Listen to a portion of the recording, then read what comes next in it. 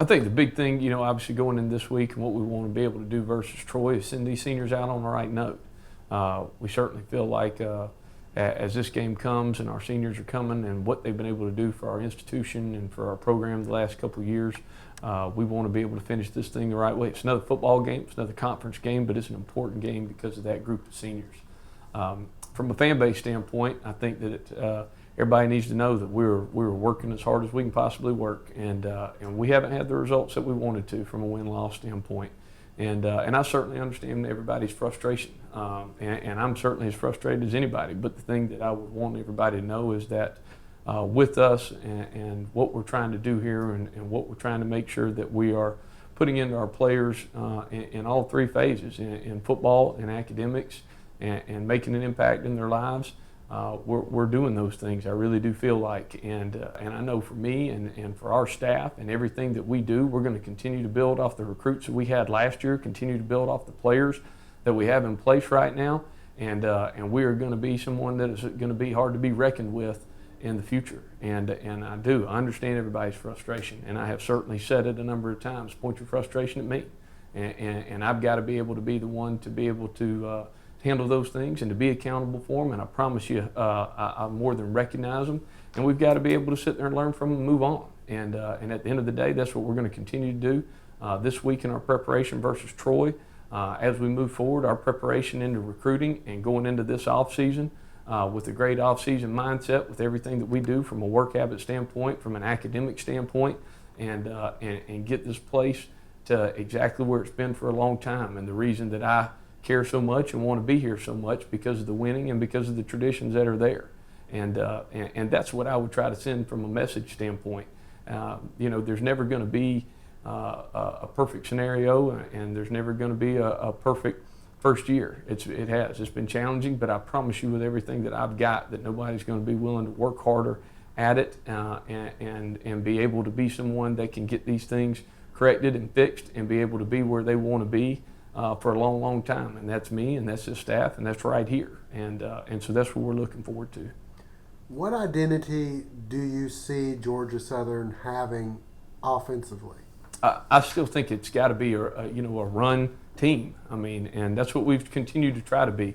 We certainly had some challenges in that. We started the season, with 3 or 4 games into it where, again, we were running a good bit of our gun option stuff and being able to continue to run the ball with what we were doing, and again, I hate to keep bringing it up, but we started having injuries. Both of our quarterbacks were very unhealthy and have been, and it became a challenge for us to be able to feel like that we could continue to put them on the perimeter play after play and taking some of the hits that they were taking, and so it's put us in a situation where we've tried to move the ball a little bit differently and take the ball out of their hand a little bit more. But what we've gotten to, and some of it, and certainly you look up and you've got a guy like Seth Schumann, and Seth obviously being a true freshman, and his skill set doesn't necessarily match what Kevin and Fabian is.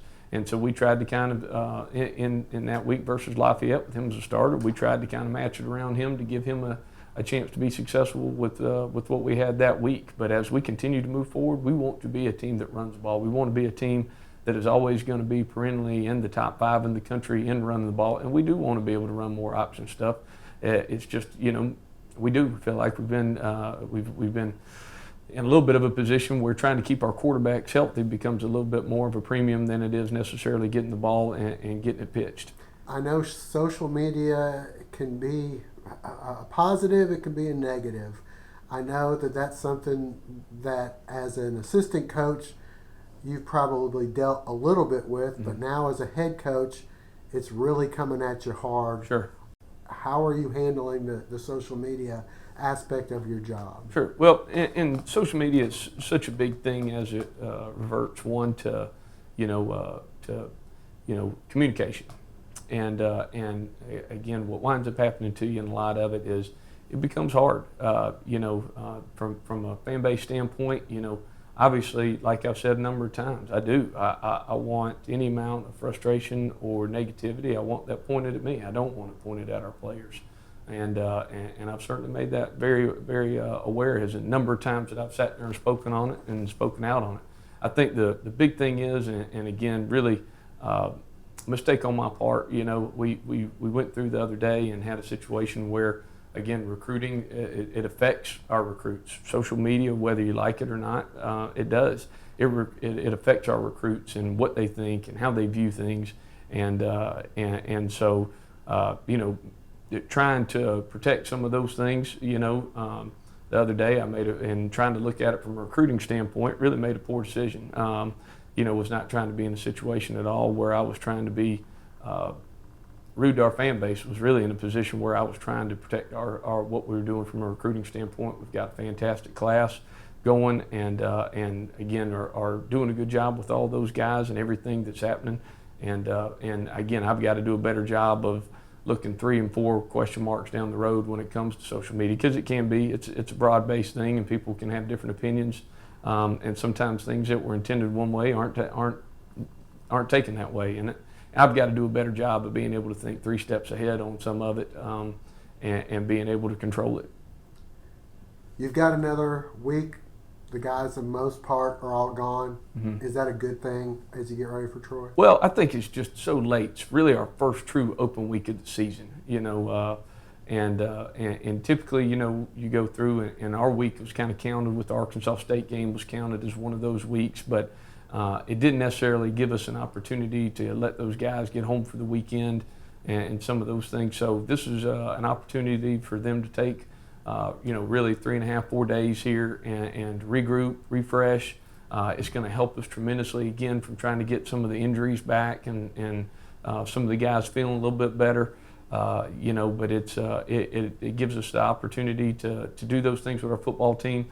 We've practiced the last 2 days since the Georgia State game. We'll come back and have those guys ready to go again Friday afternoon, and we'll get some good extra time to be able to work on Troy. So I think it does come at a good time. You wish it had come earlier, and amidst some of these injuries and amidst some of this, really challenging schedule with the amount of road games that we've played, to kind of take a deep breath.